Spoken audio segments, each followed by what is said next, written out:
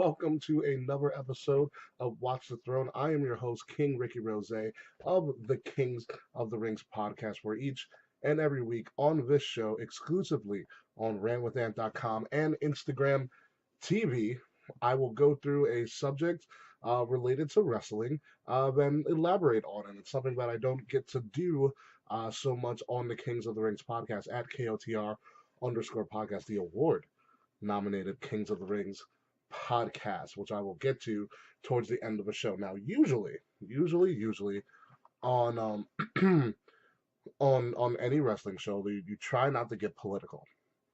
You try to stay away from politics as much as possible because politics kind of just makes things a little bit iffy. But at times in wrestling, politics has played a prominent role in the sport. In particular, probably the biggest thing that ever happened was SmackDown. Shout out to SmackDown 1000. They put on the first massive assembly post 9/11 attacks in New York City. It was about 2 days after in Houston, and they got the okay to do it. So that's a one time when politics became a really big deal in wrestling. Another time, all the time, every year, they do tribute to the troops, which is where politics kind of coincides with usually, if not for big circumstances and select circumstances. Politics usually stays far away from wrestling and vice versa. But this time around, you can't ignore it. And of course, I'm talking about the Crown Jewel pay-per-view event that is supposed to be happening in Saudi Arabia or the Kingdom of Saudi Arabia. Now, previously, we had done Greatest Royal Rumble right after WrestleMania, and they were WWE in general. When I mean WWE in general was really big on hyping up Saudi Arabia being very progressive and wanting to be more open with their economy and with their society and with their culture. And I think everybody would have been okay with that and learning about them.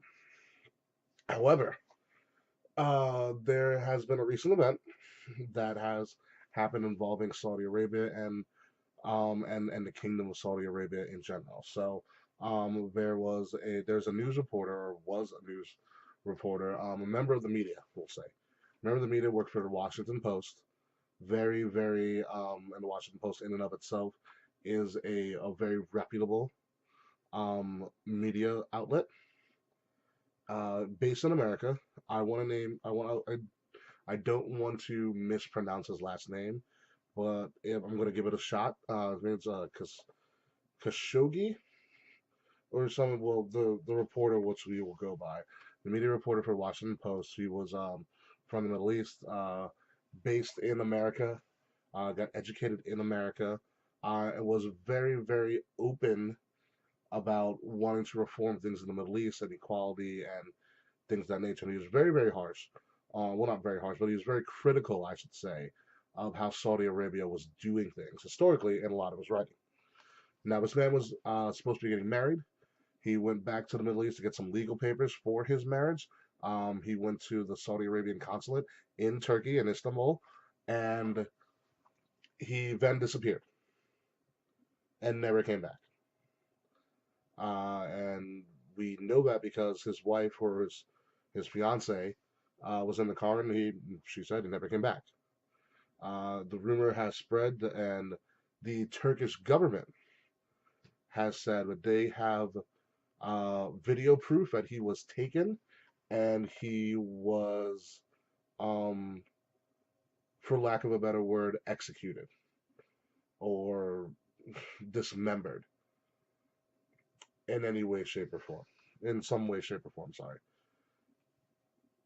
That's what the Turkish government is saying. The Saudi Arabian prince, the guy who's wanting to, forward this movement and be a big progressive movement for the Kingdom of Saudi Arabia, has denied any knowledge of it. And with WWE doing a big major event here, a lot of people are calling for the cancellation of Crown Jewel or at least move it to another country until we get this thing figured out. We have someone who's pretty much an American or living in America, representing America, getting executed, potentially executed and kidnapped by members of Saudi Arabia, of the Saudi Arabian country or the Saudi Arabian government, whatever they were. This could even be like a rogue group of individuals. It doesn't seem likely at the moment. And you have you have another factor here. There was supposed to be a big media event, including Amazon and Sony, that was going to happen in Saudi Arabia, to as part of this like progressive movement. And Amazon and Sony and other companies of that stature have backed out as news of this individual um, possibly being executed and slain has come out. WWE has not made any comment about whether or not they're going to continue. They keep on promoting Crown Jewel as if the show is still going to go on, but they didn't exactly say it was going to be at Saudi Arabia in Saudi Arabia or not. But they just keep on saying Crown Jewel, Crown Jewel, Crown Jewel, and a lot of people want to see them not do this, and it makes perfect sense. You have someone who could have potentially been slain. However, as I briefly mentioned on Kings of the Rings podcast this week, which you will listen to tomorrow after this airs on Friday, you have Linda McMahon, who is part of Donald Trump's cabinet as a small business chairperson for the cabinet. And Trump, in his most recent tweet, says, he is the Saudi Arabian prince is innocent until proven guilty. He has a very strong interest in Saudi Arabia, and I think with so much political ties from WWE and Trump event together, and of course, actually the one key piece being Linda McMahon being in the cabinet, I do believe that unfortunately the crown jewel event will go on unless Trump says otherwise. If Trump says, we found to be guilty and we're going to back out, then I think they'll back out last minute, no matter uh, how close it is to the event. And it's become the big hot button issue, and it makes sense. It makes a lot of sense, but I don't know if WWE should align themselves with Trump in the standpoint. You have other companies of their stature that are backing out and wanting to see results. And in my opinion, I would rather see some conclusive evidence or some sort of outcome. Because right now it's all just speculation. Like I said, it's all just speculation. The Saudi Arabian government may not know. They may actually know. They may have been the ones that actually, constructively execution. But we don't know anything yet. And I think until we figure something out, then I wouldn't want to put the safety of our performers on the line for a show that wouldn't have happened unless Saudi Arabia threw a crap ton of money at us. That's pretty much my stance on it. And my only other big thing is that we're talking about this so much, and the bigger crime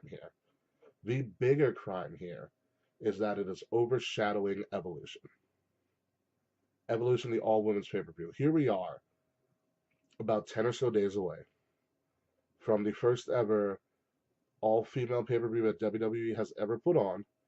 And it'll be, and with the WWE style of production and pay per view, one of the biggest and most historical shows in the history of pro wrestling. And no one gives a shit about it.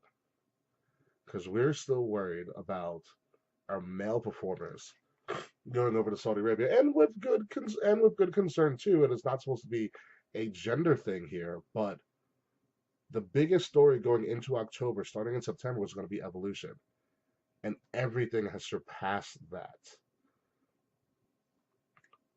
The Super Showdown surpassed Evolution.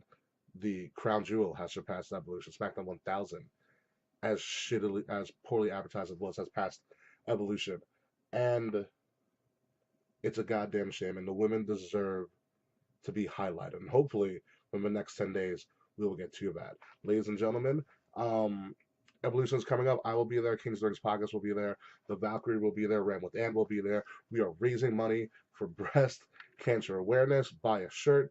Donate. Come to our tailgate. Food and drinks provided. If you do donate, we hope to see you there in 10 days. But for now, folks, I've got to go. Again, folks, my name is King Rickie Rose, and this has been Watch the Throne.